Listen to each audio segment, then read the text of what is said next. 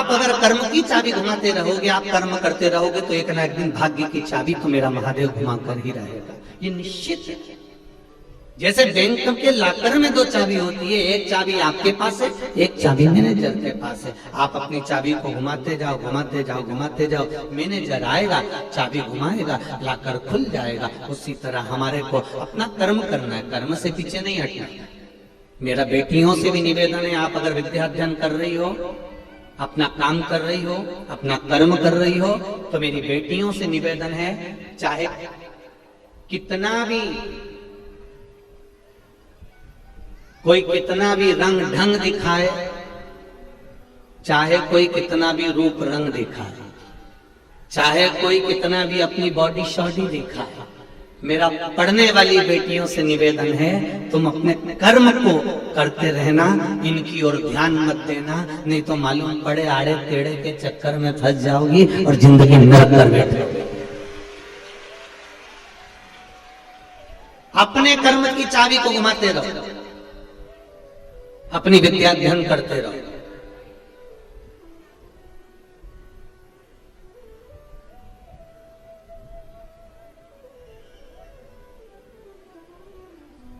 कोई तुमसे कहे कि मैं तुझको बहुत चाहूं, तो तुम भी कह देना मैं भी। एक है उज्जैन में रहने वाला काल अधिपति, उसको बहुत चाह, मेरी भी चाहत, मेरा भी स्नेह उसके प्रति है। दिल तुमसे लगा बैठे जो होगा, वाह, तुम लोगों को तो लाइन याद है, गजब, इतने अच्छे, इतनी बढ़िया बढ़िया तुम लोग। रात्रि को भी मैंने देखा किसी ने वीडियो भेजा था, क्या जोरदार जोरदार भजन हमारे आशीष जी दिखा रहे थे। हम तो खैर मोबाइल नहीं चलाते ना के बराबर, परंतु आशीष जी दिखा रहे थे कि क्या जोरदार जोरदार माताएं भजन गा रही थी, क्या जोरदार नाच रही, खूब आनंद ले रहे हैं, एंजॉय कर रहे हैं, भगवान की अविरल भक्ति को धारण कर रहे हैं। तो सत्य है, तुम लोग जब यहाँ से चली जाओ ना, और इतना अच्छा भजन गा के जब जाओ, तो घर पे जाके थोड़ा राइनोन से नजर उतरवा ले, इतना जोरदार जोरदार भजन गाते हो। दिल तुमसे लगा बैठे जो होगा, देखा जाएगा, तुम्हें अपना बना बैठे जो होगा, देखा जाएगा। एक बार मेरे देव अधिदेव महादेव को जब हमने अपना बना लिया, एक बार जब हमने शंकर को अपना बना लिया, एक बार मेरे शिव को जब हमने अपना बना लिया, तो अपने जीवन की जितनी भी दुख है, तकलीफ है, कष्ट है, रोग है, बीमारी है, जीवन की जितनी भी उलझने हैं, वो सब महादेव की रहेगी, अपनी नहीं रहेगी, अपनी नहीं है।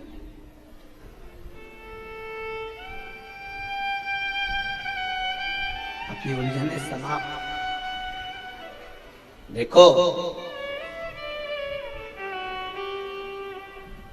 आप जिससे प्रेम करते हो ना, स्नेह करते हो ना, तो आपके मोबाइल का बैलेंस भी वही डलवाता है।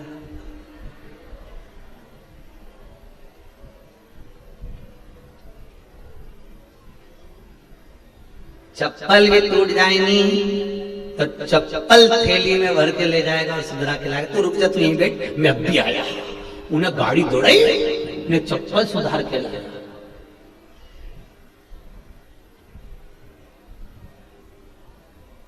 घड़ी खराब हो गई तो फिर वो घड़ी वाली की दुकान पे ले गया। मोबाइल कहीं घूम गया तो उसने 50,000 का मोबाइल दिला दिया। जिससे प्रेम करा, स्नेह करा, उसने तुम्हारा खर्चा उठाना प्रारंभ किया। जरा विचार करना, केवल एक संसार के मनुष्य से प्रेम किया तो उसने केवल तुम्हारा खर्चा 2 साल 3 साल जब तक शादी नहीं हुई तब तक उठाया। पर एक बार अगर मेरे महादेव से प्रेम कर लिया तो उसने जिंदगी भर का बोझ उठा लिया, जीवन भर का।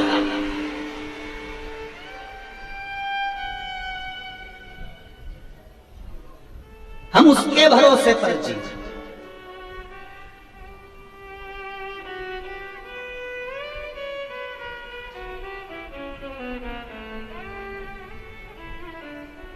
इस कली काल में, संसार सागर में आज आज के समय में जिसका पुत्र अच्छा है, समझ लेना कि उसने जिंदगी में जो पुण्य करा था वो अच्छा करा था। पुत्र अगर अच्छा निकल जाए तो समझ लेना कि तुम्हारा किया गया पुण्य अच्छा था।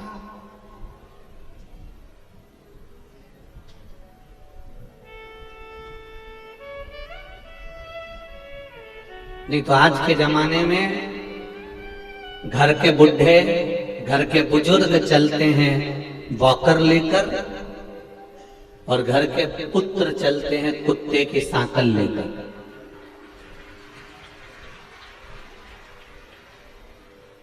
बोलो सही है कि गलत है? नहीं, अगर किसी को काली मिर्ची लगे तो उसमें कोई दिक्कत वाली बात नहीं है, पर समझना है हमको, उस बात को अपने स्मरण में रखना है हमको, बहुत सावधानी से विचार करना।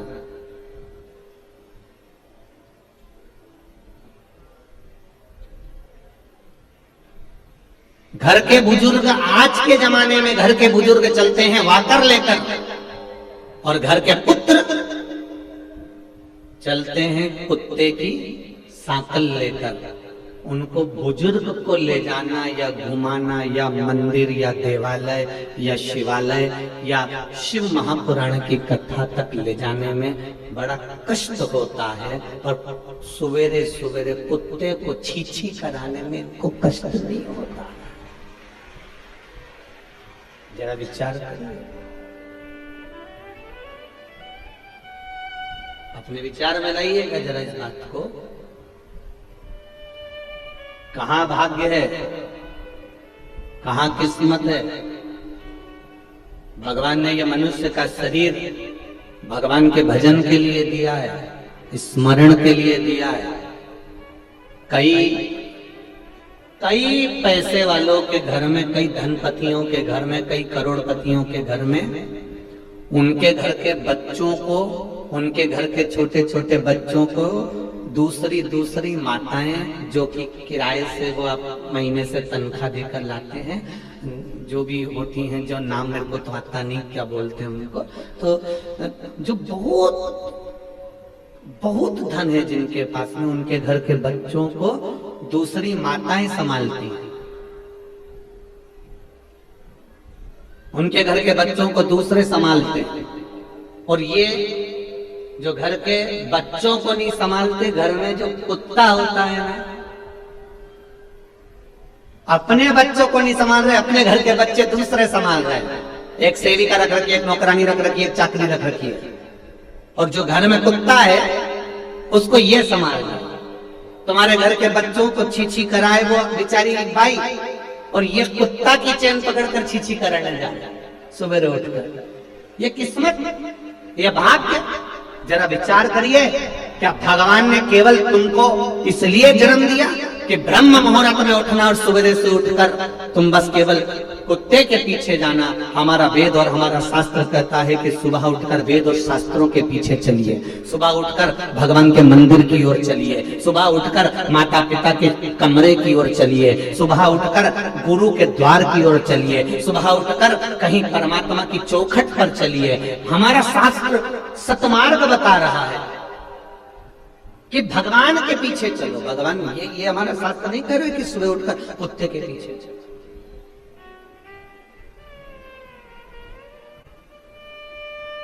अगर तुम्हारा पुत्र अच्छा है, तुम्हारा बेटा अच्छा है, तो समझ लेना कि तुम्हारा पुण्य अच्छा था। तुमने जो पुण्य करा, तुमने जो दान करा, तुमने जो सत्कर्म करा, जो तुमने भजन करा, जो तुमने कीर्तन करा, वो श्रेष्ठ था। उसमें कोई छल नहीं, कोई कपट नहीं, कोई बेईमानी नहीं। पुण्य श्रेष्ठ है।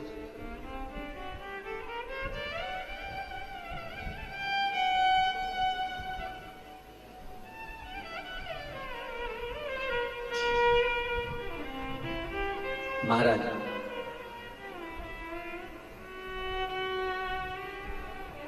कान में कुंडल पहनो मना नहीं है, पर कान नहीं कटना चाहिए। नाक में नथनी पहनो मना नहीं है, पर नाक नहीं कटना चाहिए।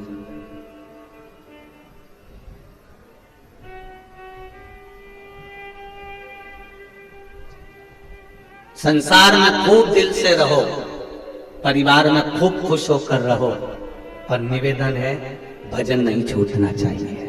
अगर भजन छूट गया तो रहो संसार सागर में, खूब अलमस्त होकर रहो। जितने खुश होकर रह सकते हो उतने खुश होकर रहिए, जितनी अलमस्ती से रह सकते हो उतनी अलमस्ती से रहिए। ये मानव का शरीर केवल रोने के लिए नहीं मिला है या बोझा ढोने के लिए नहीं मिला है, ये मानव का शरीर भगवान का भजन करने के लिए, स्मरण करने के लिए मिला है। इसको सतमार्ग की ओर लेकर चलिए।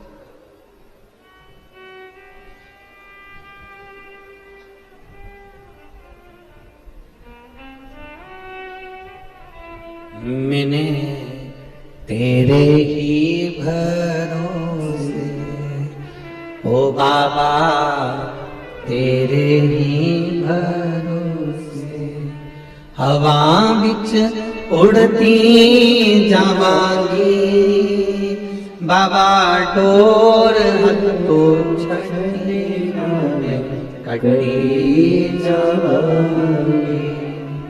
भोले मैं तेरी पतन, सतगुरु मैं तेरी पतन, हवा बिच उड़ती जावांगी, बाबा डोर हथो छड़ी ना मैं कटी जावांगी।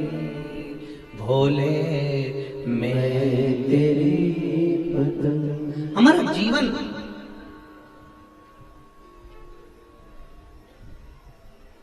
रोकर हमें इस जिंदगी को नहीं जीना। थोड़ा सा दुख आया, थोड़ी सी तकलीफ आई, थोड़ा सा कष्ट आया, थोड़ी सी बीमारी आई और तुम रोने लगे। कई लोग कोरोना महामारी में चले गए, जवान की जवान चले गए, उनकी पत्नियों ने, उनके घर के बच्चों ने भगवान को पोटली में बांधकर उठा के अलमारी पे रख दिया। हमने पूछा क्यों, किस लिए? तुमने ये भगवान को बांधकर अलमारी के ऊपर क्यों रख दिया? मेरा तो विश्वास उठ गया भगवान पे से।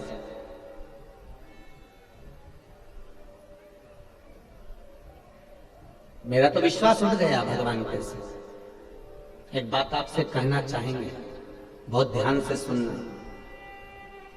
एक लड़के को मोहल्ले के लोग खूब डंडे से और हाथ से मार रहे थे। आप पहुंचे और आपने पहुंचकर देखा कि एक लड़के को सब लोग मिलके मार रहे हैं, तो आप क्या करोगे? अरे बेचारा लड़का है रे, इसको क्यों मार रहा है? बोलो सही है कि गलत है? ये बेचारा लड़का, एक अकेला लड़का, और पूरे मोहल्ले के लोग मार रहे हैं। कोई डंडे से, कोई जूते से, कोई चप्पल से, कोई बताओ मारे जा रहे हैं। तो तुम क्या करोगे? तुम्हें दया आएगी कि नहीं आएगी? बोलो, जम के बोलो जरा, आएगी ना दया कि एक लड़के को इतने सारे लोग मिलके मार रहे हैं? कितनी दया आई।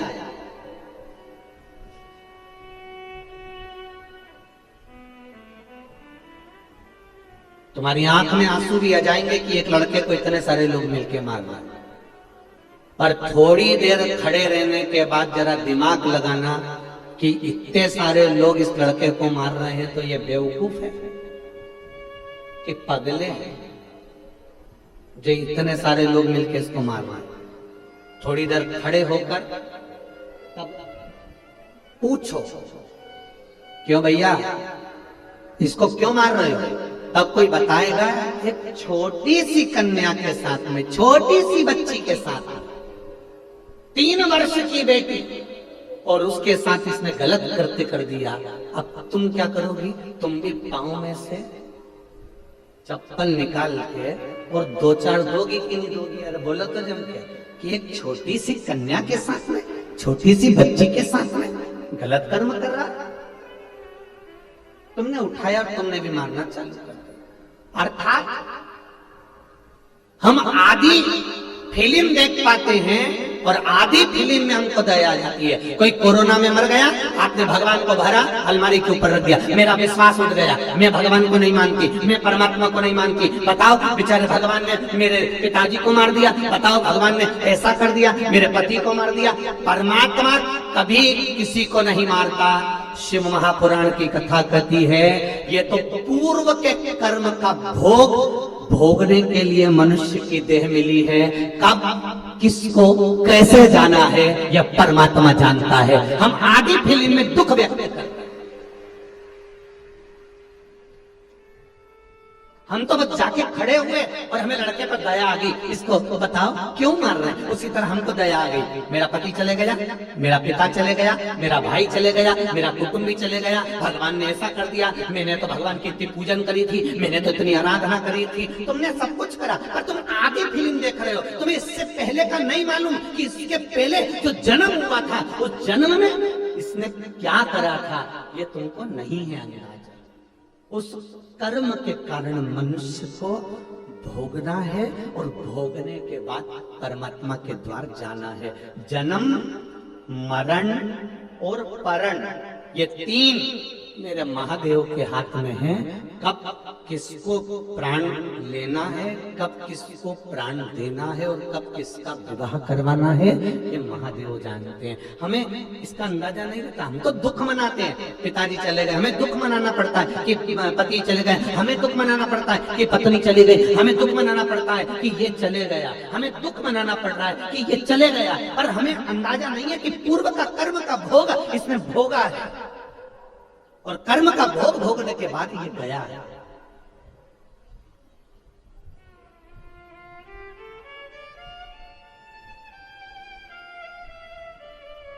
तुम्हारे घर में कितने सारे बुजुर्ग लोग होते हैं। जब कोई घर में जवान मौत होती है ना तो घर के बुढ़े कहते हैं कि हमें उठा लेता भगवान, कम से कम इसका घर तो नहीं बिगड़ता। बोलो रे बोलो, ऐसा बोलते कि नहीं बोलता कि हमें उठा लेता पर इसका घर तो नहीं जाता, कहीं का बुढ़ा चले जाता, चलते आता पर ये तो बच जाता। हम भगवान से कह रहे हैं पर भगवान कह रहा है कि अभी तुझे नहीं उठाना है क्योंकि तेरा समय नहीं आया है। पर जिसकी घड़ी पल क्षण आखिरी हो गया, 21,600 श्वास मनुष्य के शरीर से रोज निकलती है।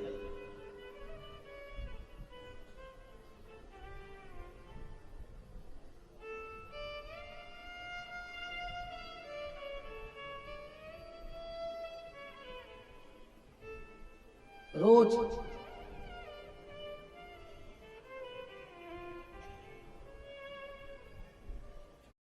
84 लाखवें नंबर की योनि है मनुष्य की। कौन सा नंबर पे हो? 84 लाख योनियां काटने के बाद ये मानव की देह मिली है। ये निंदा करने के लिए या चुगली करने के लिए या बुराई करने के लिए या गलत काम करने के लिए नहीं मिली। 84 लाख योनियों के धक्के खाने के बाद मानव का शरीर मिला है। 83,99,999 योनियां छोड़ने के बाद 84 लाखवें नंबर की योनि है मनुष्य की। इतनी योनियां निकली तब ये मानव का शरीर मिला। कितने कीमती हो तुम सब, जरा विचार तो करो। कोहे नूर हीरा जो हीरे वाले की दुकान पर रहता है, सोने वाले की दुकान पर सोना रहता है, उसके पास में जो हीरा रहता है वो हीरे की कीमत भी तुम्हारे आगे शून्य है, क्योंकि तुम्हारी कीमत 83,99,999 योनि काटने के बाद ये 84 लाख की योनि मिली है। उसको पहचानो कि मानव का शरीर कितना कीमती है, ये मानव का शरीर कितना आनंदित है। जरा सा गुस्सा आया, किसी ने कुछ कह दिया और तुमने तुरंत गुस्से में आके मैं तो मर जाऊं तो अच्छा, और चली गई मैं पानी में डूबने के लिए, तालाब में मरने के लिए। एक निवेदन है, अगर मरने का प्लान भी आए ना तो पहले विचार करो कि पानी में डूब के मरना तो ओल्ड फैशन है, रेल के नीचे मरना ओल्ड फैशन है, दवाई खा के मर जाना ये भी ओल्ड फैशन है। आज का तो न्यू फैशन का जमाना है, तो मरने का भी नया फैशन निकालो।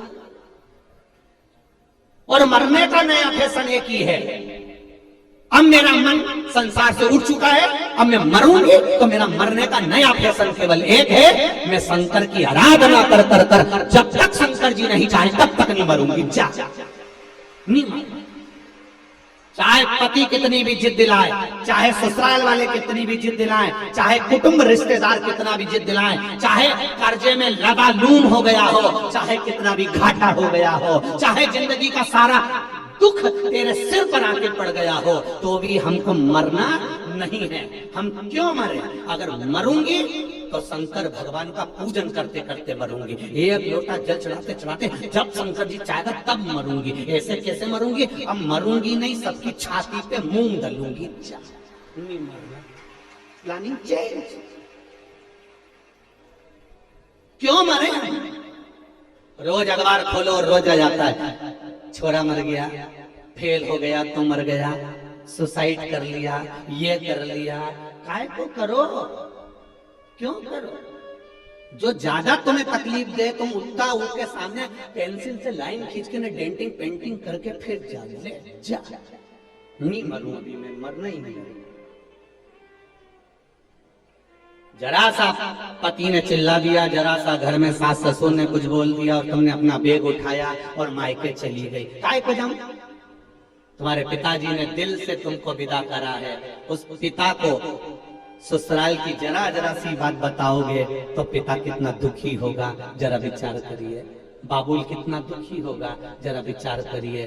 नहीं जाना, जरा जरा सा विवाद हो तो भी अपन को अपने मायके नहीं जाना, यहीं रहूंगी मैं तो बस। और जितनी ज्यादा लड़ाई हो उतनी जोरदार रोटी बनाओ और उसमें घी लगा के नमक मिर्ची डाल के खा जा।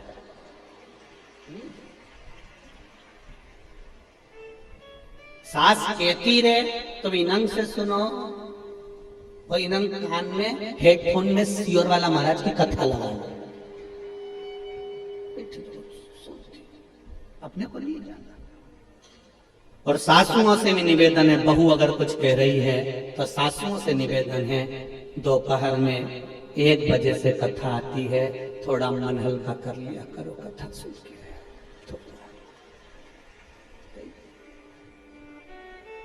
अभी ये कथा पूरी हो जाएगी कल 13 तारीख को। कल का कथा का जो समय है वो सुबह 10 बजे से 1 बजे तक रहेगा यहाँ पर रायपुर में। सुबह 10 बजे से 1 बजे तक रायपुर में रहेगा। और टीवी पे जो कथा का समय है, जो जितने लोग आस्था चैनल पर सुन रहे हैं उनको सुनने का समय वही 1 बजे से 4 बजे तक रहेगा। तो कल जो सुबह कथा का समय है वो 10 से 1। सबने पूछा गुरुजी तुमने हमेशा 9 से 12 रखते थे, 8 से 11 रखते थे, 10 से 1 क्यों रख दिया? तो हमने कहा कि छत्तीसगढ़ में भीड़ भी 1 नंबर आई है, इसलिए 1 बजे समापन करेगा।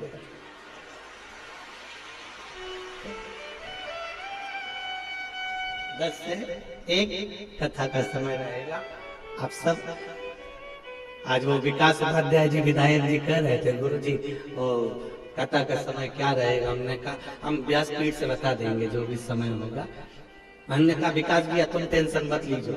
अरे विकास भैया कहने लगे गुरुजी कथा इतनी जोरदार हो गई है कि टेंशन तो सब बोले रात बीच में छोड़ दिया, इतनी जोरदार। तो ये तो शिव भगवान शंकर के उदाहरण, शिव करुणा सागर, शिव उदाहरण। पीछे की एलईडियां चालू करवाइए, एलईडियां चालू करवाइए। तेरी कृपा बिना न हिले एक भी अणु, लेते हैं श्वास तेरी कृपा से तनु तनु। पीछे की एलईडियां जितनी भी लगी हुई हैं चालू कर दीजिए। शिव की भक्ति में दम, भगवान शंकर की उदारता में, भगवान शंकर की करुणा में। हमें प्राण यूं नहीं छोड़ना। 84 लाख योनि अंतिम योनि है मनुष्य की देह 83,99,999 योनि काटने के बाद ये मानव का शरीर मिला है। इसको यूं ही नहीं गमा देना है, हमको ऐसे ही नहीं छोड़ देना, बहुत मुश्किल से।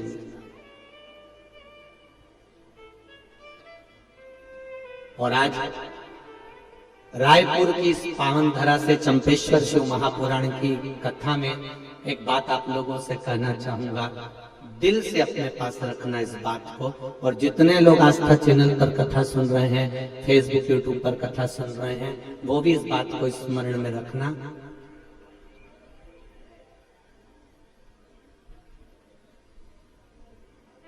जिसको आपने समय दिया, जिसको आपने समय दिया, परिवार, कुटुंब, कबीला, रिश्तेदार, नातेदार, दोस्त, मित्र, मोहल्ले वाले, परिवार वाले, जिसको तुमने समय दिया, तुम्हारे दुख की घड़ी में, तुम्हारे तकलीफ की घड़ी में, जब तुम्हारे ऊपर कोई बड़ा कष्ट आ जाएगा, तो जिसको तुमने समय दिया है ये तुम्हारा साथ देने वाले नहीं रहेंगे। पर एक बात याद रखना, जिसको तुमने समय नहीं दिया, अपनी दुकान पर बैठे रहे, अपने काम धंधे में लगे रहे, अपने व्यापार में लगे रहे, अपने कार्य में डूबे रहे, लैपटॉप चलाते रहे, मोबाइल चलाते रहे, पर एक मिनट भी तुमने भोलेनाथ को नहीं दिया, पर तुम्हारी दुख की घड़ी में वो भोलेनाथ हर पल खड़ा मिलेगा, ये निश्चित। भले तुमने समय नहीं दिया, आपने अपने बच्चों को समय दिया, परिवार को समय दिया, कुटुंब को समय दिया, रिश्तेदारों को समय दिया, मोहल्ले वालों को समय दिया,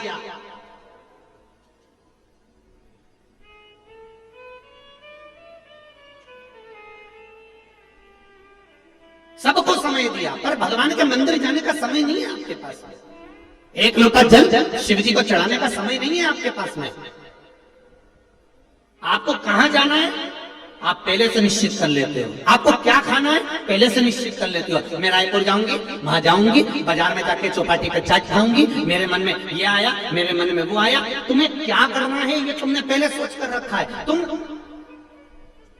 अपना समय परिवार को, कुटुंब को, नातों को, रिश्तों को कमाने में, व्यापार में, व्यवसाय में, सब में लगा सकते हो, पर आपके पास में समय नहीं है तो देवाधिदेव महादेव को एक लोटा जल चढ़ाने का नहीं है। माताएं अपने अपने पतियों से कहती हैं मंदिर चले जाया करो, मेरे पास में समय नहीं है, अभी व्यापार का समय, शादी का सीजन चालू हो जाएगा, दिवाली का सीजन चालू हो जाएगा, होली का सीजन चालू हो जाएगा, सीजन तो चलता रहेगा, पर ये श्वास कब रुक जाएगी? 21,600 श्वास में से कौन सी श्वास आखिरी हो जाएगी ये किसको मालूम? ये किसको पता है कि कौन सी श्वास आखिरी है हमारी, कौन सा पल, कौन सी घड़ी आखिरी है हमारी? कमा कमा कर जोड़ कर छोड़ कर जाओगे, आखिरी में इतना बड़ा फोटो दीवार पे चिपक जाएगा और उस पे प्लास्टिक के फूल की माला टंग जाएगी, और वो माला भी जब तुम्हारे यहाँ पंखा चलेगा तो वो माला भी हवा में ऐसी हिलेगी। माला इसलिए हिलेगी कि वो मरी हुई जो अम्मा है ना, जो मरा हुआ बब्बा है ना, जो मर गए, वो भी माला हिलाकर हुंकारा भर रहे हैं कि हम भी ऐसी दुकान से आते थे, घर पे आके सो जाते थे, कमा कमा के मर गए, आखिरी में यहाँ टंग गए।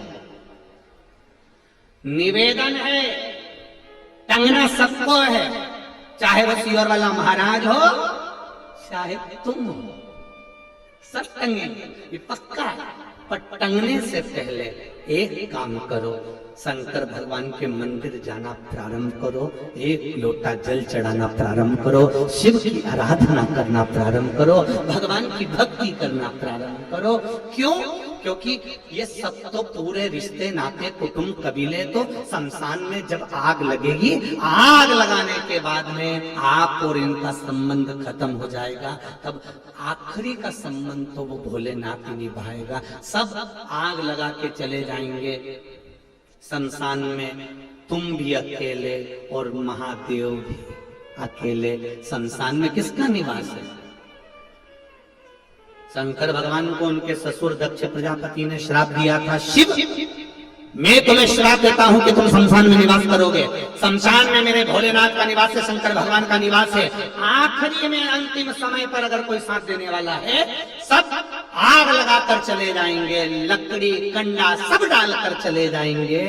फिर तीसरे के दिन आएंगे, 3 दिन बाद। अब इस 3 दिन में तेरा क्या होगा रे कालिया, जरा विचार कर। ये 3 दिन में होगा क्या?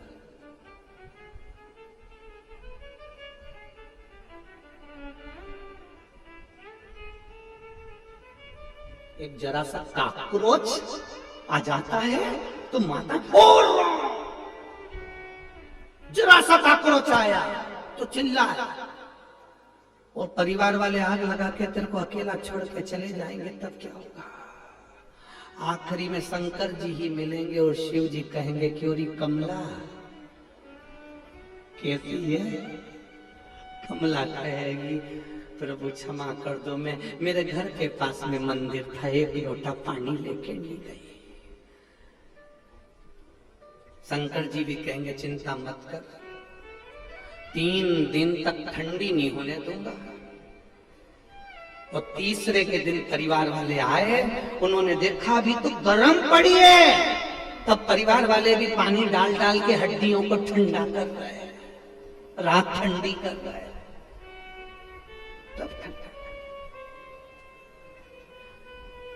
जब तन से उठेगी ज्वाला,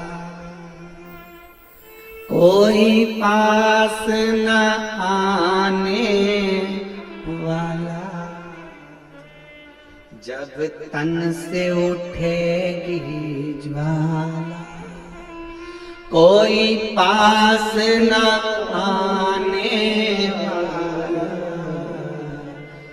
भक्तों की सुन के पुकार रे, तू नंदी लेकर आजा। मेरे दीन बंधु भगवान रे, नंदी पर चढ़ कर।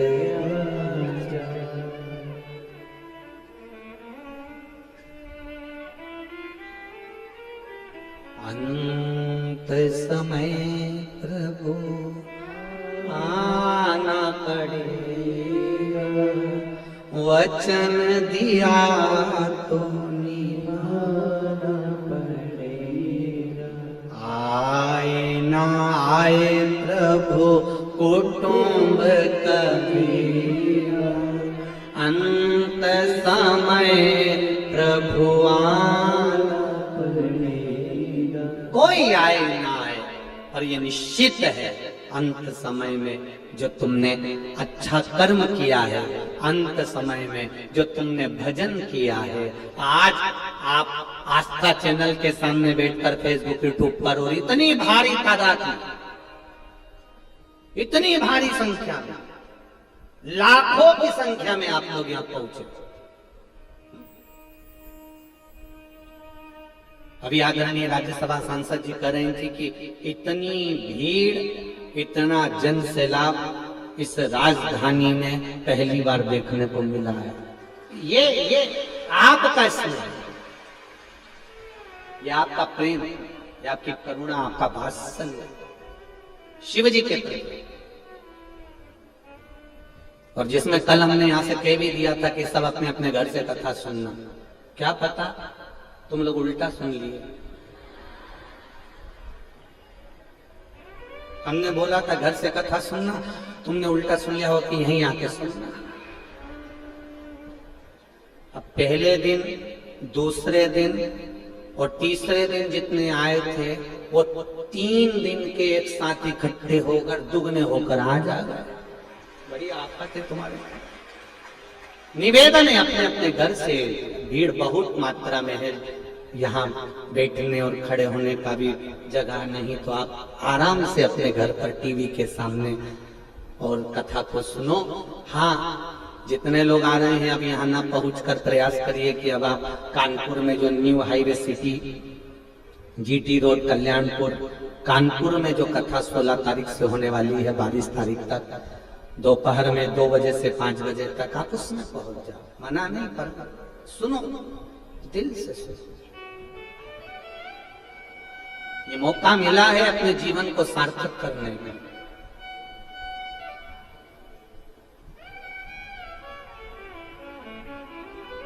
अपने जीवन को धन्य बनाने का मौका। महाराज हृदय से पुकारो। ये मानव का जो शरीर है, ये मनुष्य की जो देह है, मानव का शरीर जो मिला है, बड़ा मुश्किल से मिला है, बड़ा मुश्किल। और जितना भजन करोगे, जितना उसमें मन लगाओगे, उतना वो सवार लेगा। एक एक पत्र आया, देखिए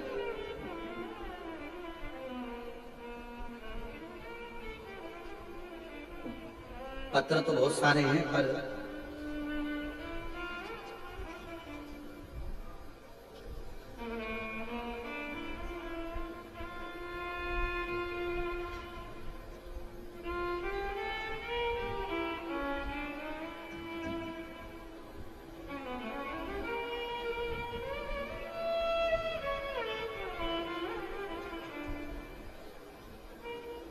मैं आरती साहू ग्राम रावणगुड़ा धमतरी छत्तीसगढ़ से आई हूं।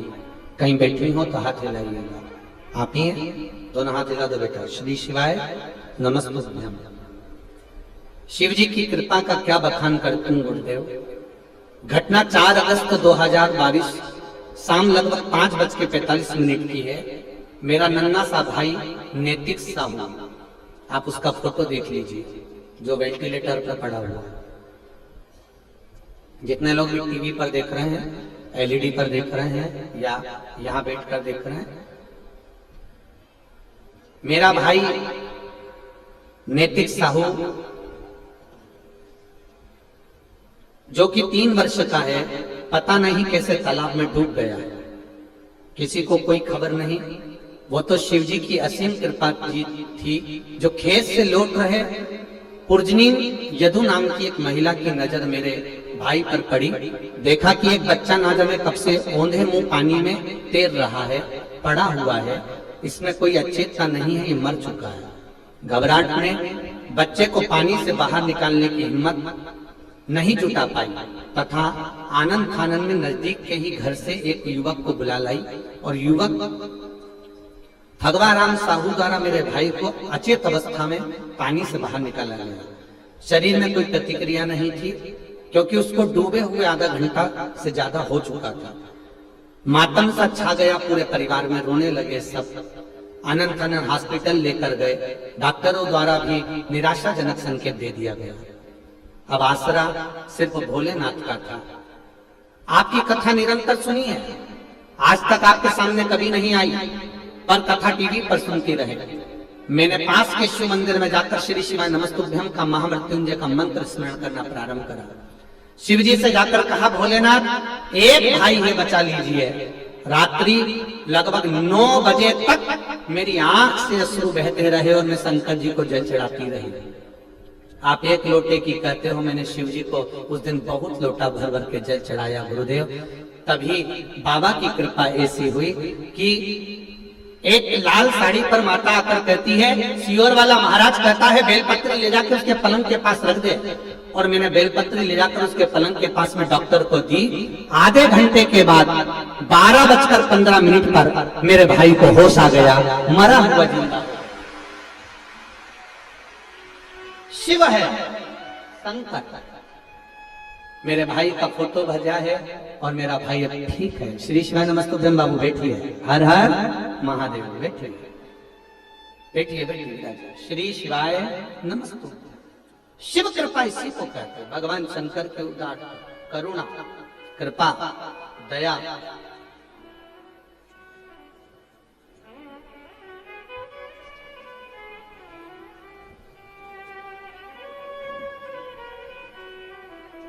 इतने पत्र हैं आपके, इतने पत्र हैं कि इन सबको अगर पढ़ते रहेंगे तो कथा ही नहीं हो पाए। इतने आप लोगों के भाव जो शिवजी ने आपको दिया है। आपके पास सियोर वाला महाराज नहीं खड़ा था उस समय पर। उस समय पर अगर खड़ा था तो आपने जो आस्था चैनल पर कथा सुनी थी, आपने जो मोबाइल पर कथा सुनी थी, आपने जो फेसबुक पर कथा सुनी थी, जो आपने शंकर भगवान को समय दिया था कथा सुनने का, शंकर भगवान भी कैलाश छोड़कर तेरे भाई के पास खड़ा था। उस क्षण का इंतजार तुम पुकारो, वो आएगा।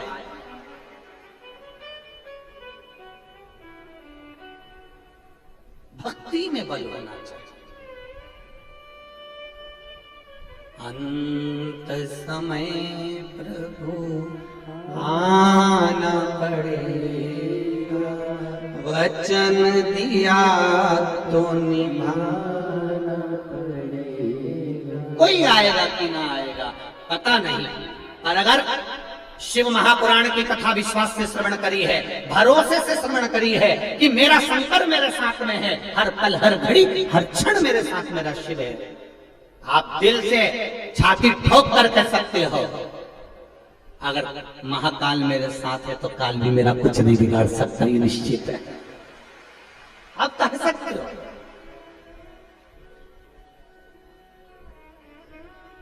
चित्त वृत्ति में शिव होना चाहिए महाराज।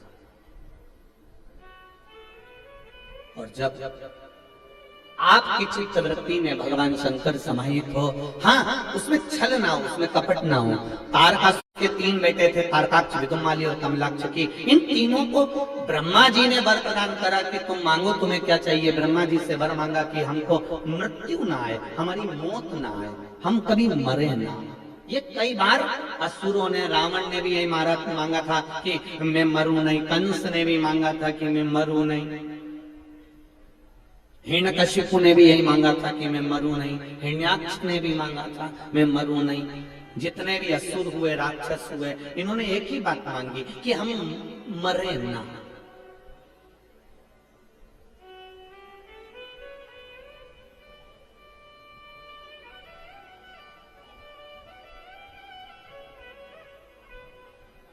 वो तो अच्छा है,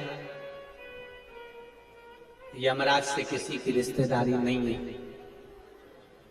अगर यमराज से रिश्तेदारी होती ना और यमराज तुम्हारे यहाँ आता तुमको उठाने के लिए कि कमला चल तेरा अंतिम समय आ गया, तो कमला कहती रुक जा, अंदर अलमारी खोलती और अटैची में पैसा भरकर यमराज को देकर कहती पड़ोसन को ले जा।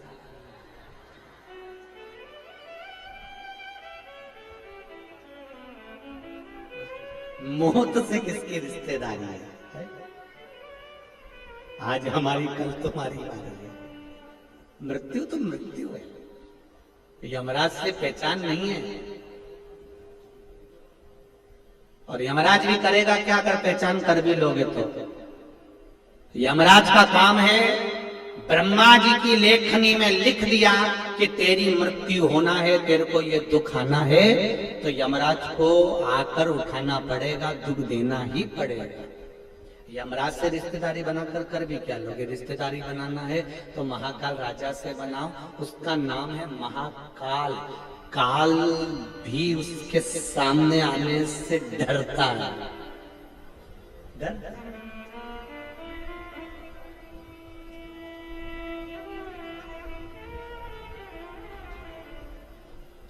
एक घर में बुजुर्ग व्यक्ति होता है ना, बूढ़ा सा व्यक्ति होता है, दुकान पे बैठता है। पिताजी अगर दुकान पर बैठते हैं, बूढ़े से व्यक्ति दुकान पर बैठते हैं, बुजुर्ग व्यक्ति दुकान पर बैठते हैं। साइड की एलईडियां चालू करिए, राइट हैंड के साइड की एलईडियां।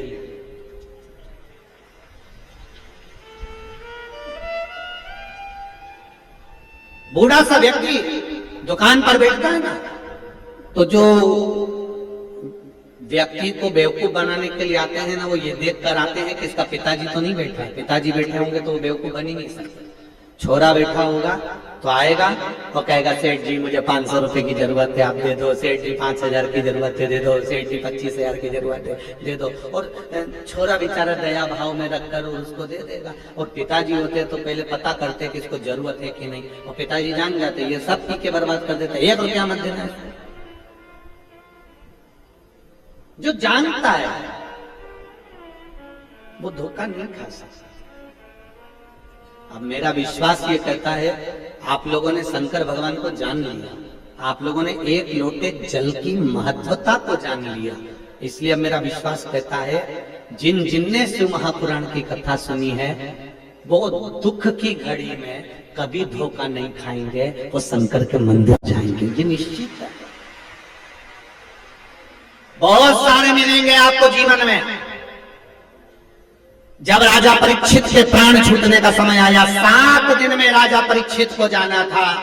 राजा परीक्षित ने सोचा मैं किसके पास जाऊं, 7 दिन में मेरे प्राण छूटना है। राजा परीक्षित सबके पास गया। कोई कहता है आओ हमारे पास बैठो, हम ये करवाएंगे, कोई कहता हम ये करवाएंगे, कोई कहता हम ये करवाएंगे, कोई कहता हम ये करवाएंगे।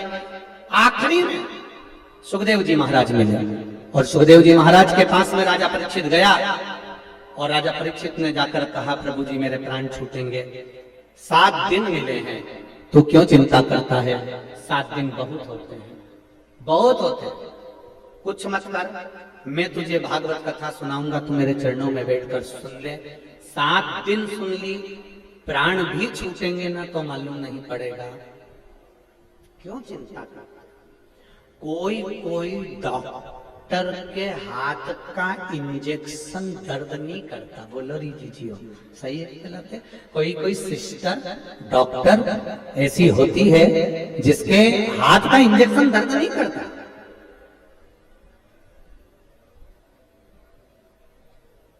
कोई कोई सिस्टर डॉक्टर ऐसी होती है, इसलिए तुम लोग जब इंजेक्शन लगवाने जाते हो तो पूछ लेते हो डॉक्टर साहब हैं क्या, फिर वो देखोगे वो सिस्टर है क्या, वो मेरे बच्चे को इंजेक्शन लगा देगी। क्यों? क्योंकि उसका हाथ हल्का है ना, तो इंजेक्शन लगाएगी ना तो दर्द नहीं होगा, ये निश्चित है। तो वो तुमने देखा कि ये मिलेगा तो दर्द नहीं होगा, वो इंजेक्शन लगाने वाली बहुत सम्मुख में आ जाए, वो डॉक्टर दिख जाए। उसी तरह जैसे तुमने देख लिया कि इसका हाथ हल्का है, ये इंजेक्शन लगाएगी तो दर्द नहीं होगा, उसी तरह शिव महापुराण भी ऐसी है कि जब दुख का समय आता है, शिव महापुराण की रुई डॉक्टर हाथ पे फेर देता है, तुम्हारे मन में एक लोटा जल का क्रम सम्मुख में आकर खड़ा हो जाता है, तो तुम्हारा दुख अपने आप हल्का हो जाता है कि मेरा शिव मेरे साथ है।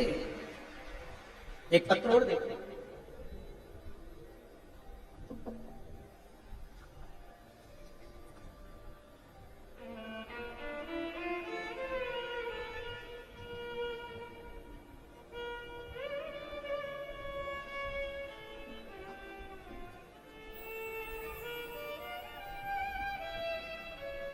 आज भी झुमका आया है, आज भी लटकाया है, आज परंतु इसके दाने मोटा मोटा है, हल्का दाना पतरा पतरा दाना।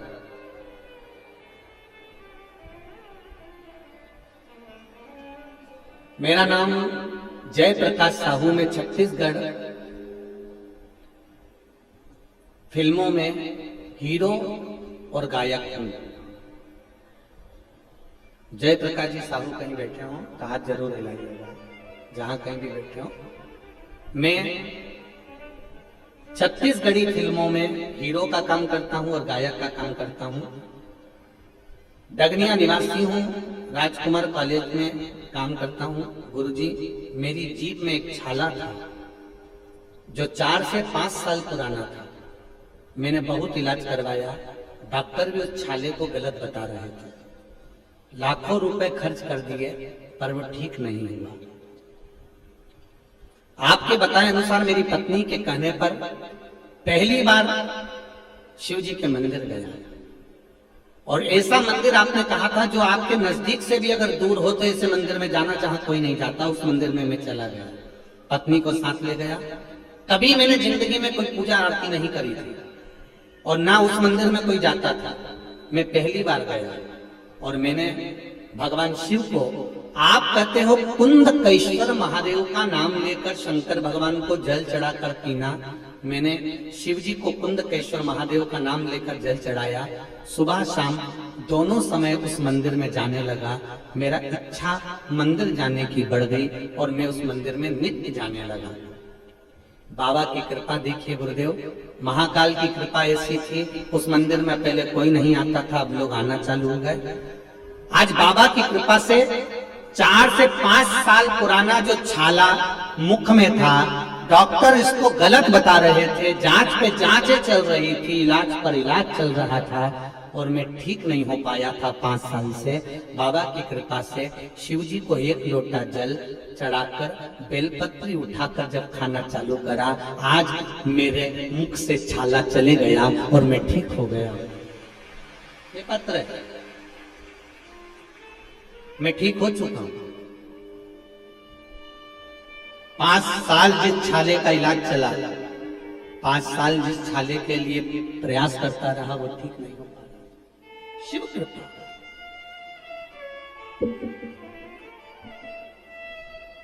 शंकर की उदारता, करुणा, वात्सल्य। अब कहो दिल से उसको, एक बार जब जीवन में अगर कष्ट आए ना, तो शिव के मंदिर जाकर दिल से पुकारना, दिल से, मेरे बाबा, ओ मेरे बाबा, मेरे बाबा, मेरे शंभो, हे मेरे बाबा, हे मेरे कुबेरेश्वर महादेव, हे मेरे कुबेर भंडारी, बाबा बहुत दुख है, चारों तरफ से कष्ट में घिरी हुई हूं बाबा, सारी दुनिया के लोग मुझे अपशब्द कह रहे हैं बाबा, सिर पर तकलीफ है का बोझ बहुत है बाबा। बाबा तू मेरा बाबा है ना, और मैं तेरी बेटी हूं ना, मैं तेरा बेटा हूं ना बाबा, कोई नहीं संभाल रहा, मेरे बाबा एक बार हाथ पकड़ लो, संभाल लो ना बाबा। बस इतना कहकर जब दिल से जल चढ़ाओगे ना, निश्चित है संभाल लेगा, संभाल लेगा,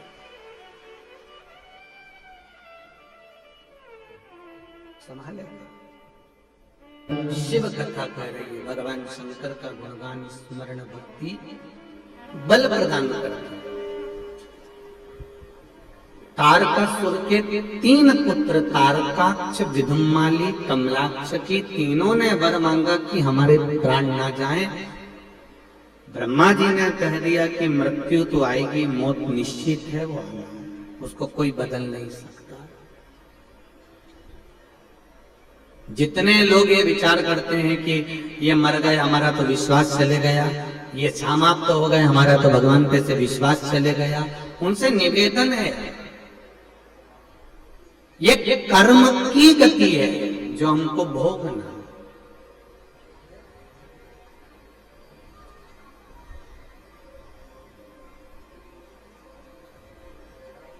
ये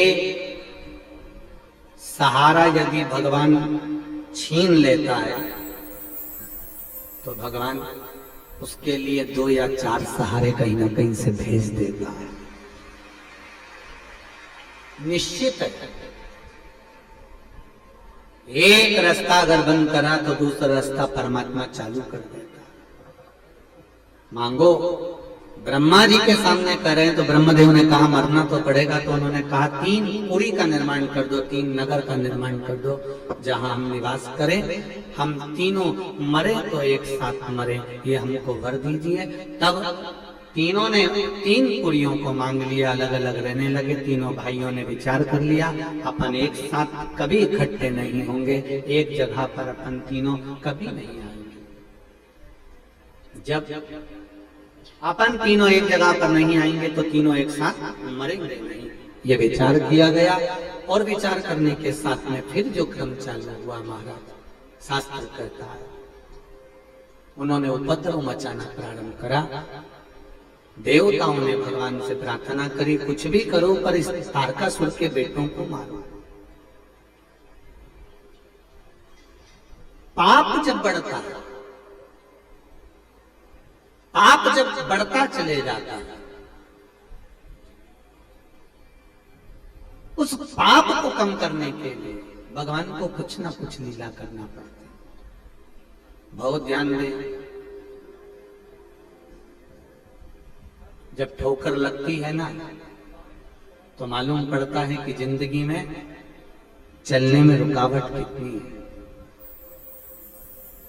जब ठोकर लगती है तो दो चीजें मालूम होती है कि चलते चलते रास्ते में रुकावट कितनी है, और दूसरा मालूम पड़ता है कि ठोकर खाने पर यह मालूम पड़ता है कि संभालने वाले, उठाने वाले हाथ कितने हैं, ये हमको मालूम पड़ता है।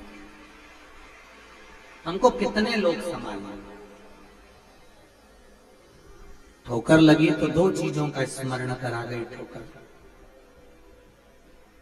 एक रास्ता कैसा है, और दूसरा संभाल कौन रहा। दुख आता है ना तो ये बताकर जाता है कि तेरे अपने तेरा साथ नहीं देते। यहां बहुत लोग बैठे होंगे जिनके हृदय से पूछा जाए ना तो वो बता देंगे। जिन जिन के यहां पर संतान हुई है ना, उनके बहुत सारे पत्र हैं आज, ढेर सारे। इतने पत्र लगे हुए हैं, किसी के 8 साल बाद संतान हुई, किसी के यहाँ 5 साल बाद संतान हुई।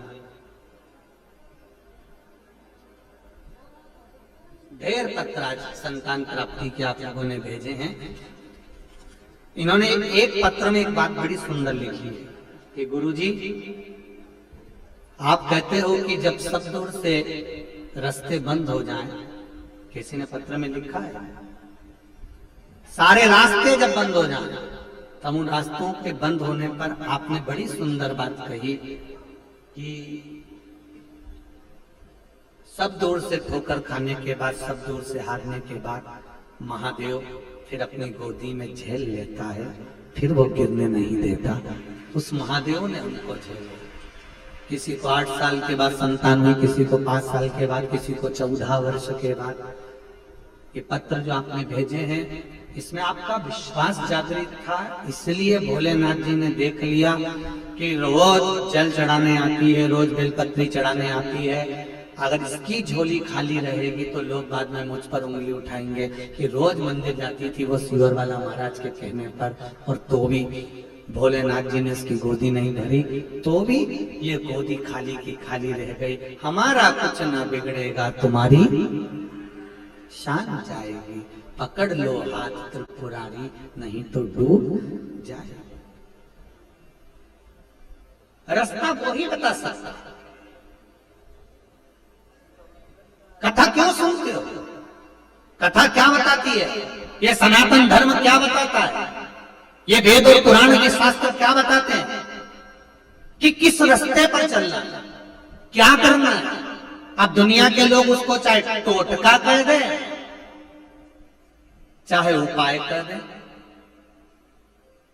देव ऋषि नारद जब उलझन में पड़े तब भी तो भगवान ने उपाय बताया था कि चंद्रभागा नदी के तट पर चले जाना, और चंद्रभागा नदी के तट पर जाकर तुम शिव जी की आराधना करना, शंकर भगवान का शिवलिंग का निर्माण करना, उसकी पूजन करना। तो क्या वेद व्यास जी ने टोटका बताया? ये एक उपाय है, एक राह है।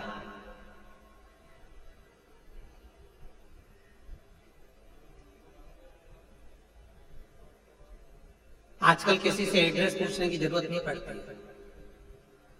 गाड़ी चला रहे हो तो क्या करना पड़ता है? मोबाइल पे जम के बोलो, जरा जम के गूगल मैप खोलो और उस पर डाल दो गुड़ियारी हनुमान जी के मंदिर में कथा कहाँ चल रही। उन्हें तुमने डाला और वो बताते बताते left turn, right, straight, 300 metre की दूरी पर, बोलो बोलो, ऐसी बोलती ना भाई।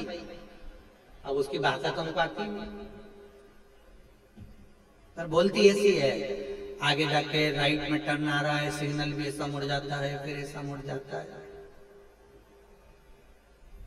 गूगल भले आपको गाड़ी से जाने का रास्ता बताए, मना नहीं है, पर परमात्मा तक जाने का रास्ता तो शिव पुराणी बताती है। निश्चित है, निश्चित।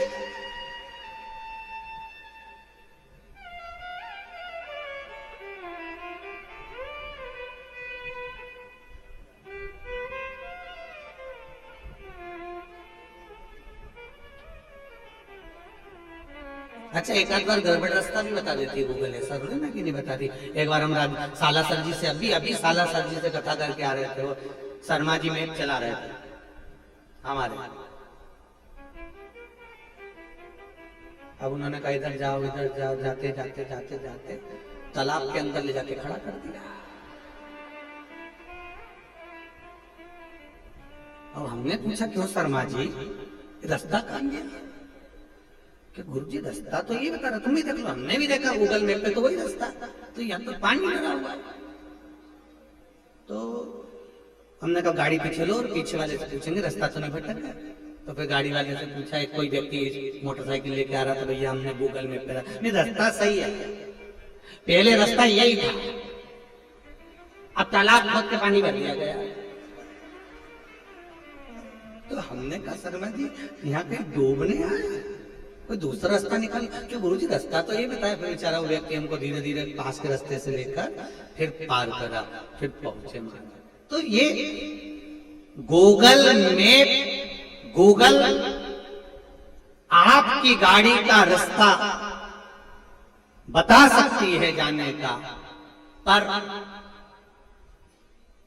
सारी समस्या से निकलने का रास्ता तो केवल शिव महापुराणी बता पाती है। निश्चित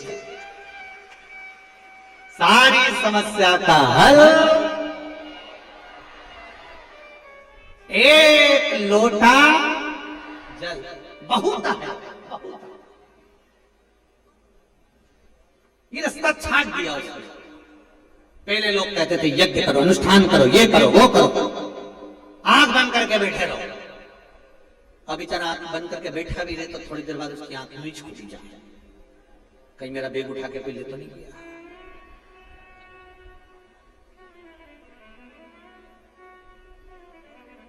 फिर आंख बंद करो, फिर आंख बंद करी। फिर किसी ने पूछा सामने वाले ने, कुछ दिख रहा है? हाँ, क्या दिख रहा है? मेरे घर की अलमारी में 500 का नोट रखा है। तो इतने में सामने वाले ने कह दिया तू तो आंख खोल ले, तेरे बस का नहीं है। न तप, न साधना, न कोई योग और न बहुत साधु संत सन्यासी बनने की जरूरत है। हम कोई बहुत बड़े उपासक या संत या साधु या सन्यासी नहीं है। आप और हम केवल एक बात जानते हैं कि ना हम तप जानते, ना आराधना जानते, ना मंत्र जानते, ना पूजन जानते। हम तो केवल इतना जानते हैं कि अपने घर के लोटा उठाओ, पानी भरो और शंकर जी का मंदिर चले जाओ, बस इतना जानते हैं, इसके सिवा कहीं नहीं जानते। हम तो कुछ जानते नहीं, हमें कुछ भी नहीं। चढ़ाओ,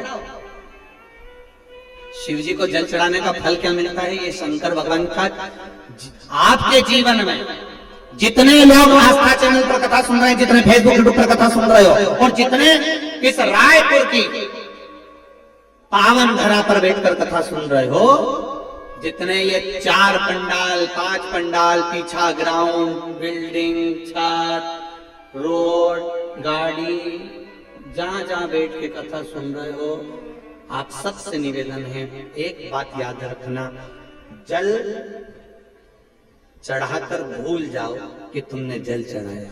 वो जल तुम्हें कहां काम आएगा ये तुम्हारा वक्त बताएगा कि तुमने जल चढ़ाया था तो वो कहां काम आएगा। वो जल कहां काम आएगा ये वो जल चढ़ाया तुमने, वो मालूम पड़ेगा तुमको।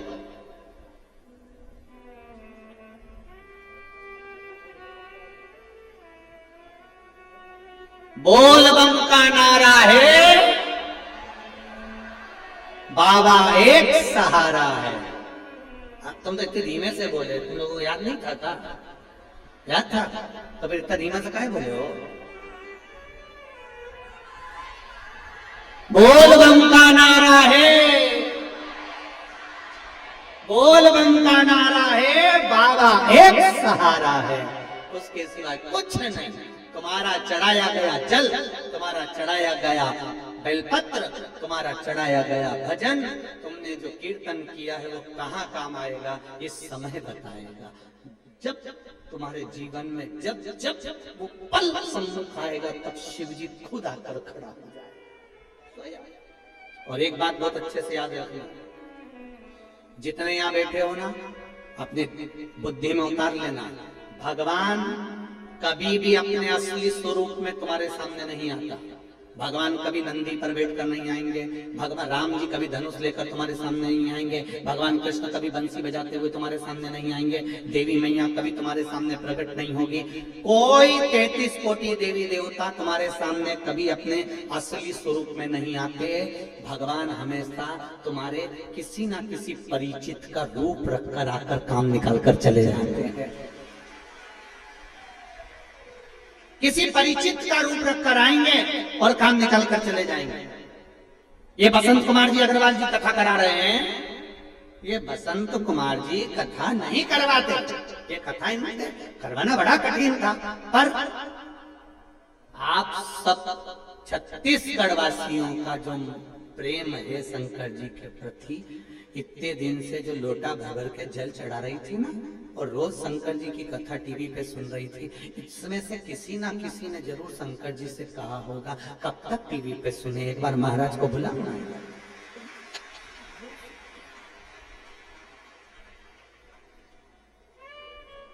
बुद्धि बदली, कथा हुई महाराज।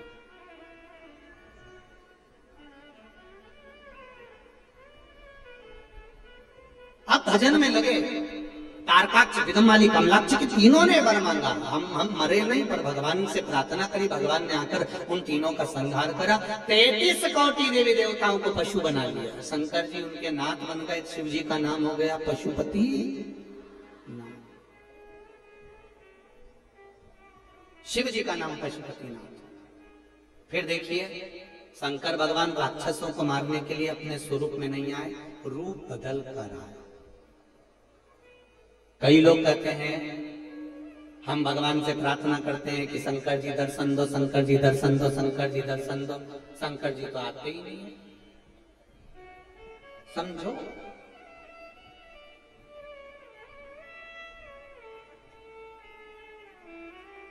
तुलसीदास जी ने,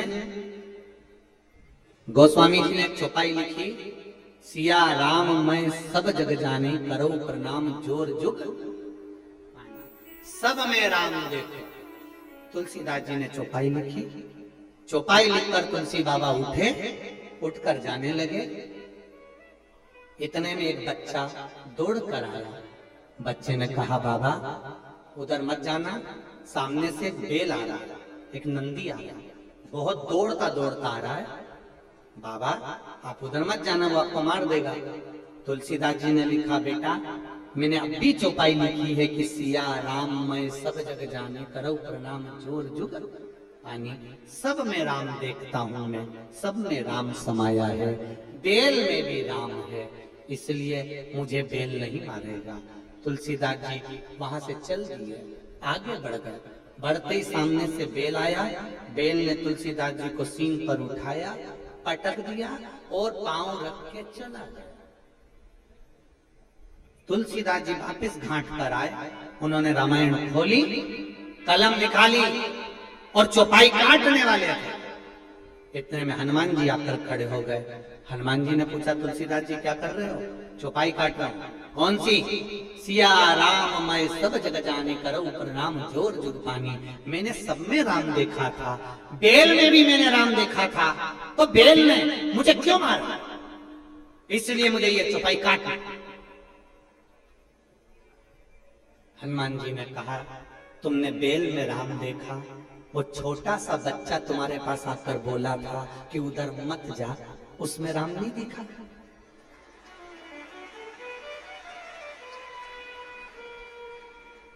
बच्चा आया था ना बोलने के लिए। भगवान कोई अपना रूप धर के आएंगे कि बोलेंगे वहां से बेल आ रही है, धनुष मनुष लेके आएंगे और कहेंगे कि मां बेल आ रहा, वहां मत जाना। और अगर कहीं का धनुष लेके आ भी जाए तो तुम पहचान थोड़ी ना पाओगे, तुम तो कह दो कहीं रामलीला वाला होगा, दशहरा मैदान में रावण मारने जाएगी होगा। भगवान अपने असली स्वरूप में नहीं आते। एक बच्चे ने आकर कहा, जब तुम बेल में परमात्मा को देख रहे हो, राम को देख रहे हो, पशु पक्षी में राम को देख रहे हो, तो फिर बच्चे में राम को क्यों नहीं देखा? ये हमारी दृष्टि का दोष होता है। हम सोचते हैं कि मंदिर में भगवान को बुलाएंगे और भगवान प्रकट हो जाएगा। तो जी अपन ने कोई इतना बड़ा पुण्य नहीं करा कि भगवान ऊपर से नीचे आ जाएगा।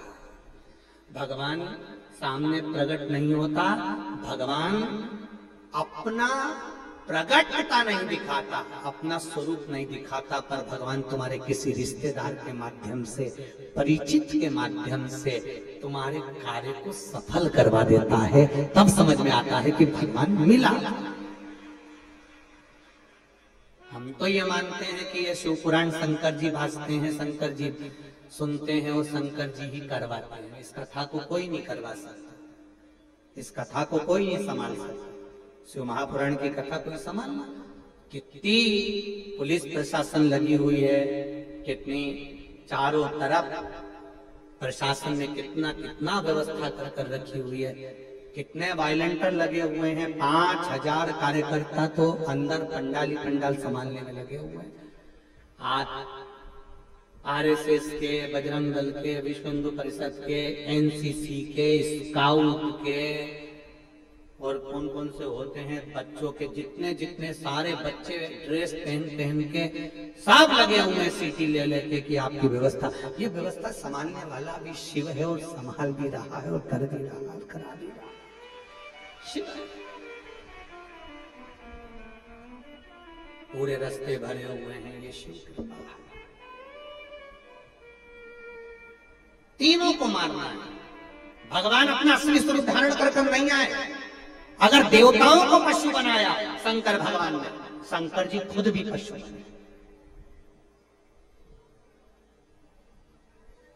मेरे भोलेनाथ भी पशु बने, ऐसा नहीं कि पशु नहीं बने।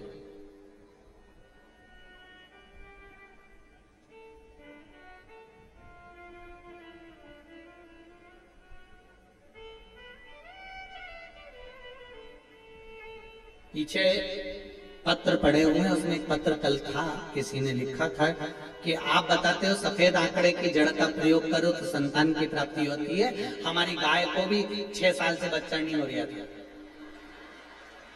पीछे पत्र पड़ा है और मेरा कार्यकर्ताओं से निवेदन है वो कल पत्र छाट के रखना, उनको दिखा देंगे। हमारी गाय को भी 6 साल से बच्चा नहीं हो रहा था, फिर हमने भी सफेद आंकड़े की जड़ उनके भी बांधा।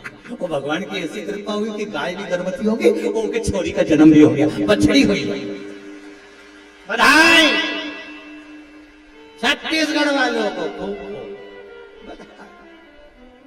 तुम प्रैक्टिकल बहुत जोरदार करते हो। प्रैक्टिकल बताओ। हमारी गाय को भी बछड़ी हो गई, भगवान की कृपा हो गई। गाय अच्छा 3 लीटर दूध दे रही है। हमने तो सोचा था बसंत जी के यहाँ आधा लीटर पहुंचाने पर आप लेंगे, नहीं तो हम नहीं पहुंचाए। बसंत अग्रवाल उनसे भी कहे आखिरी में नहीं मानी। आज एक माता तो खीर बना के लिए शिव कृपा, शंकर कृपा। अब वो सबका है। मेरा महादेव किसी ये मत सोचना कि केवल मनुष्य का, जल चर, थल चर, वायु चर, जितने भी जीव होते हैं, पशु पक्षी जानवर जितने भी जीव, सबका। शिव जी के पास में नंदी भी है, शिव जी के पास में शेर भी है, शिव जी के पास में सांप भी है, शिव जी के पास में चूहा भी है, शिव जी के पास में मोर भी है, शिव जी के पास डमरू भी है, शिव जी के पास त्रिशूल भी है, शंकर भगवान के पास सब कुछ है।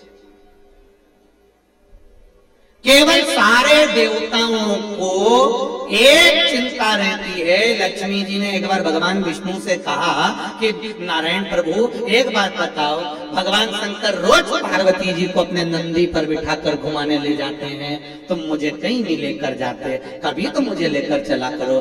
भगवान विष्णु ने कहा अच्छा चल, मैं तुझे अब भी ले चलता हूँ। लक्ष्मी जी तैयार होने गई, लौट के आई, जब तक खिड़की दरवाजे सब बंद करे, बंद करके बैकुंठ के द्वार आने लगी, तब तक तो रात हो गई। लक्ष्मी जी ने कहा तो रात हो गई। भगवान बोले तो फिर अब कल चलेंगे। एक बात तो बताओ स्वामी। भगवान बोले क्या? ये बताओ कि शंकर भगवान डमरू बजाते हैं और पार्वती तुरंत नंदी पे चढ़ जाती है और तुरंत चली जाती है, ना दरवाजा लगाती ना खिड़की लगाती। भगवान विष्णु बोले उनको टेंशन नहीं है। काय का टेंशन नहीं है?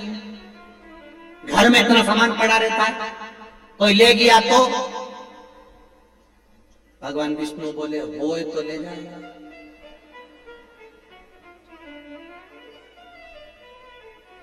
तो जाते समय कम से कम ध्यान तो रखना चाहिए दरवाजा।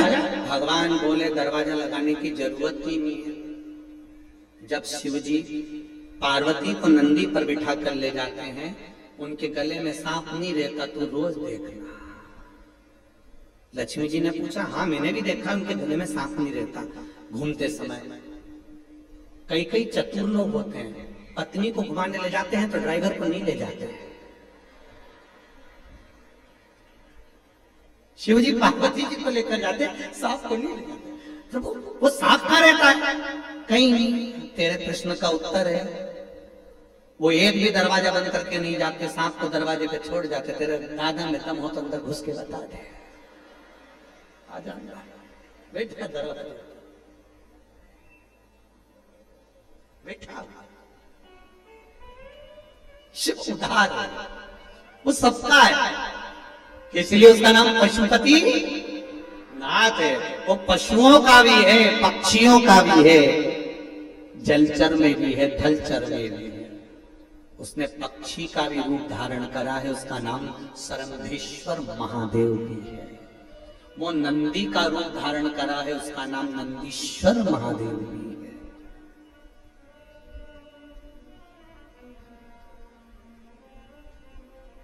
सब जगह पर सब साथ प्रभु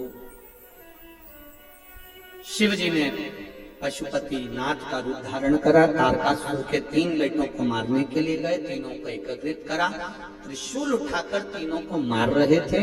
तारकाक्ष विदुम्माली को आगे की नोकों से मारना चाहा, पीछे से विदुम्माली ने आकर शीश काट दिया। शिव जी का शीश कटा, नेपाल में जाकर गिरा। शिव जी का नाम वहां पशुपति नाथ हो गया, डोलेश्वर महादेव हो गया। फिर शिव जी का जो धड़ था वो केदार में पांव नीचे दबे, शिव जी का धड़ वहां रहा। जो लोग केदारनाथ गए होंगे उनको स्मरण में होगा, केदारनाथ जी का जो मंदिर में शिवलिंग है वो नंदी की पीठ, पीछे का भाग जो उभरा हुआ होता है नंदी का, वो भाग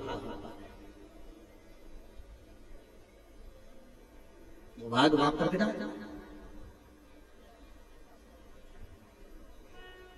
वहां बैठे हुए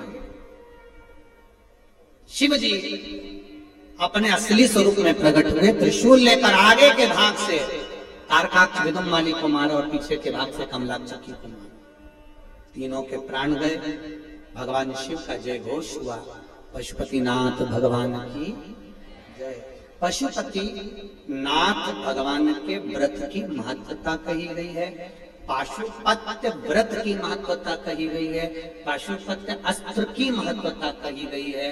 कई लोग कहते हैं ये पशुपति व्रत कहाँ से आया, ये तो सियोर वाले महाराज ने खुद ने बना दिया, ऐसा नहीं है। शिव महापुराण में पाशुपत्य व्रत की महत्वता पूर्ण वर्णित है। आप कभी मौका लगे तो शिव महापुराण की कथा गीता प्रेस गोरखपुर की अवश्य पढ़िए, उसमें आपको सब मिल जाएगा। पाशुपत्य व्रत की महत्वता का वर्णन करते हुए कहा, यह पशुपति व्रत 5 सोमवार का होता है। कितने सोमवार का है? 5 सोमवार का। मान लो 5 व्रत कर रहे हो सोमवार के, और उस बीच में रजस्वला धर्म आ गया, रजो धर्म आ गया, आप पूजन करने के लायक नहीं रहे, मंदिर जाने के लिए नहीं रहे, तो वो व्रत छोड़ देना चाहिए, फिर उससे आगे वाले व्रत को गिन लेना चाहिए।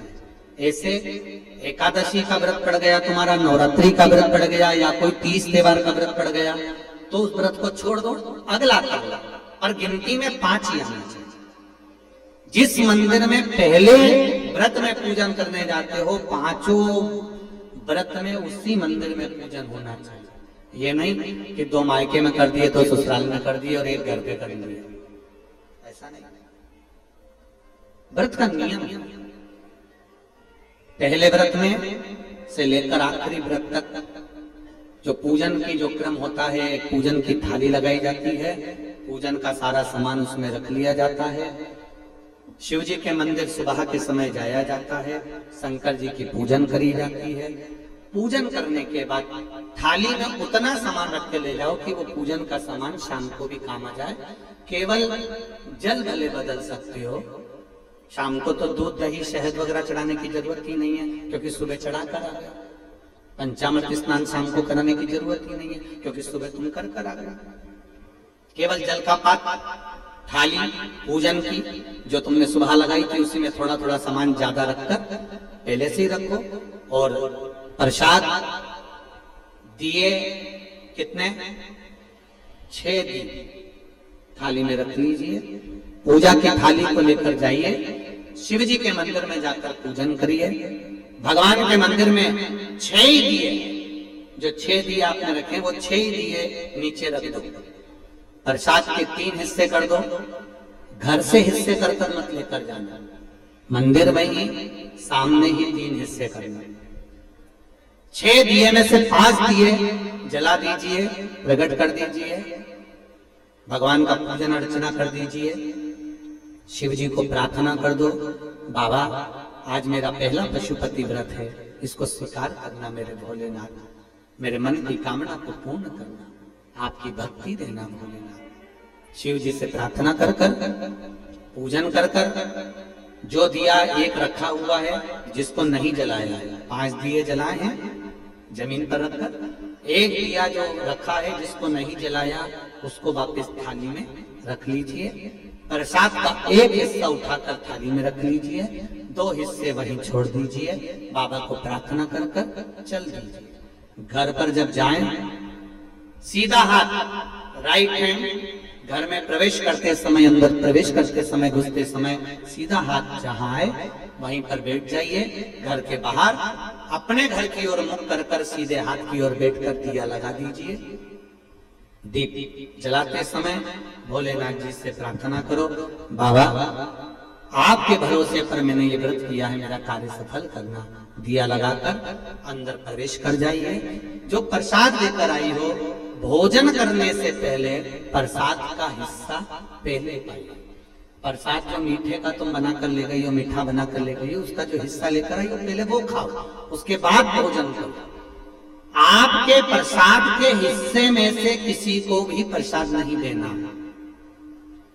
और एक बात और अच्छे से सुन लो, कढ़ाई में अगर प्रसाद बना रही हो, हलवा बना रही हो, सीरा बना रही हो, खीर बना रही हो, मालपुआ बना रही हो, जो भी बना रही हो, उतना ही बनाना जितना शिव जी के मंदिर में लेकर जाना। ये नहीं कि मैं बच्चों के लिए अलग से बना के रख देती हूँ, इतना मंदिर ले जाऊंगी, इतना बच्चों के लिए रख दूंगी, नहीं। उतना ही बनाओ जितना मंदिर लेकर जाना है, पूरा की पूरा तोड़ कर मंदिर लेकर जाओ, वहां 3 हिस्से करो, 2 छोड़ कर आओ, 1 लेकर। 4 व्रत पूरे ऐसे हो जाएंगे। 5वां व्रत जब रहेगा, 5वें व्रत में एक श्रीफल 11 रुपए, बाबा के 108 या तो चावल के दाने या बेलपत्र या फूल की पंखड़ी, जो भी आप शंकर भगवान को 108 सामग्री जो चढ़ाना हो, समी पत्ता, बेल पत्ता, चावल, जो चढ़ाना वो ले जाओ। 5-6 दिए नीचे रखो, 5 दिए जला दो और बाबा का प्रसाद का 3 हिस्सा कर दो, 2 हिस्सा छोड़ दो, 1 दिया वापिस जो नहीं जलाया है उसको अपने थाली में रख लो। श्रीफल 11 रुपए बाबा से विनती कर कर, बाबा मेरा कार्य सफल करना, चरणों में रख दो। 108 चावल के दाने जो लेकर गई हो, श्री शिवाय नमस्तुभ्यं बोलकर या ओम नमः शिवाय या नमः शिवाय बोलकर चढ़ा दीजिए। बाबा को चढ़ाकर विनती कर कर वापिस आ जाइए। दिया अपने दरवाजे पर लगा दीजिए, घर में प्रवेश कर दीजिए। भोजन करने से पहले जो मीठे का प्रसाद है वो खा लीजिए। इस व्रत में एक समय आप फलाहार भी कर सकते हो, भोजन भी कर सकते हो। एक समय का आपको बस भोजन एक टाइम का है। भोजन कब करना है? जब आप प्रसाद खा लेंगे तब भोजन करना। फलाहार कर लो, जरूरी नहीं है कि दिन भर आपको मिठाई खाना है। आप अपना फलाहार कर सकते हो, फलाहार कर सकते हो। प्रेम से व्रत करो। ये पशुपति व्रत है। 5 व्रत जब पूर्ण होते हैं, और आप में से कई माताओं ने करे होंगे, किस किसने करे जरा हाथ उठाइए। वाह वाह, बहुत बहुत लोगों ने करे। रखिए, श्री शिवाय नमस्ते। रखिए, अच्छी बात है, करना चाहिए। ये पशुपति व्रत है, जीवन का आनंद देने वाला, भगवान की हृदय भक्ति। मैंने तेरे ही भरोसे, ओ बाबा तेरे ही भरोसे, हवा बिच उड़ती जवानी, बाबा डोर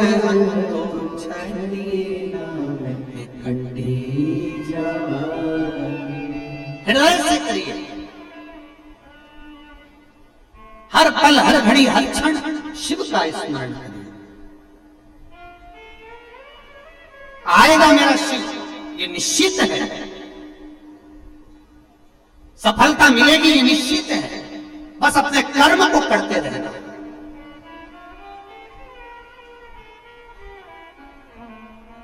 जहां भक्त होता है वहां भगवान जरूर दृष्टि देता है, ये निश्चित है। फिर वही वाली बात आ गई, धन होगा, सोने की रकम होगी, तो चोरों की नजर आप पर जरूर होगी। सुंदरता होगी तो लुच्चों की नजर जरूर होगी। और अगर हृदय में शंकर भगवान के प्रति भक्ति होगी तो शिव की नजर जरूर होगी। निश्चित, इसको कोई टाल नहीं सकता, यह निश्चितता।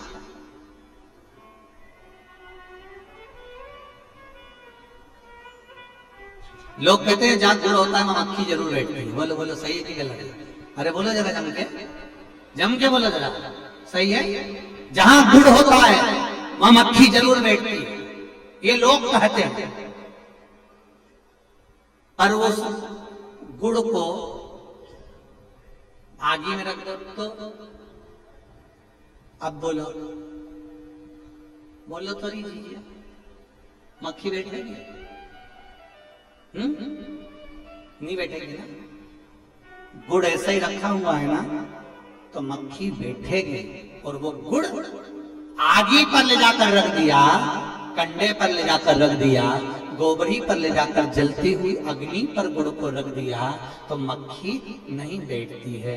उसी तरह जहां भक्त बैठता है वहां शिव जरूर देखता है, पर भक्त अगर अहंकार में बैठता है तो फिर शिव नहीं देखता। ये निश्चित शिव की उदारता कहती है महाराज।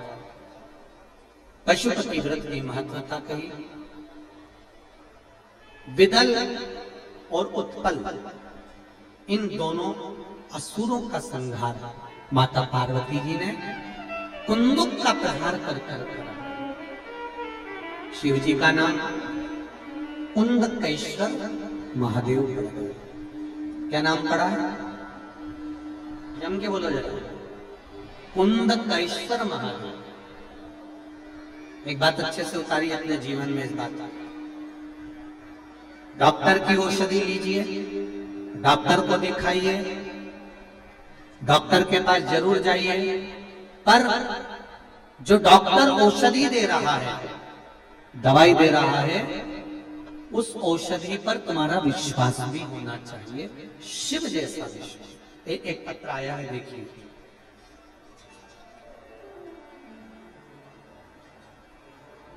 मैं छत्तीसगढ़ का निवासी हूं, पुलिस में ही मेरी ड्यूटी है। गुरुदेव आलोक शर्मा मेरा नाम है। पंडाल के बाहर ही ड्यूटी है। मेरी माताजी और बहन अंदर बैठी है। मेरी छोटी बेटी को ऑटिज्म और हाइपर एक्टिविटी का प्रॉब्लम हो गया था, जिसका मेडिकल साइंस में कोई दवाई वाला इलाज नहीं है। और डॉक्टर साहब ने कहा कि बॉम्बे में भी एक बार आप पता कर लीजिए। मैं मेरी पत्नी घर आ गए और मेरी पत्नी रोने लगी कि अब कैसे करें। मैंने कहा रो मत, मेरे पास एक ऐसे डॉक्टर हैं जो दुनिया में सबका इलाज करते हैं। मैंने भोले बाबा से विनती करी और मेरी पत्नी दूसरे दिन ही भोले बाबा के मंदिर जाकर एक लोटा जल चढ़ाने लगी और उसी जल को मेरी छोटी बेटी को पिलाने लगी। उसके ठीक होने के लिए पशुपतिनाथ व्रत भी किया। जो कोई शब्द नहीं बोल पाती थी, एक अक्षर भी नहीं बोल पाती थी, आज मेरी बेटी, दीदी, पापा, मम्मी, बाबा, दादा बोलना चालू कर दी है और उसकी बीमारी ठीक होना चालू कर दी। ये शिव है, ओ घड़ी शंकर, ओ घड़ी दयाल।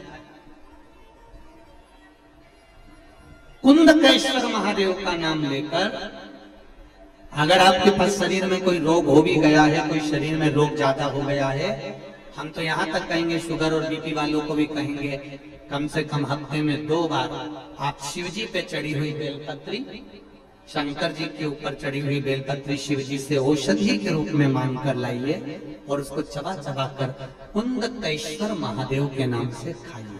कौन से महादेव? जम के बोलो जरा। कुंदकेश्वर महादेव के नाम से उसको खाना प्रारंभ करें। शिव कृपा जरूर करें। समय आया, पार्वती जी ने शिव जी से भगवान कार्तिकेय जी और गणेश जी के मंगल विवाह का प्रसंग करने को कहा। सुंदर गणेश जी महाराज का मंगल विवाह रिद्धि सिद्धि के साथ होता है।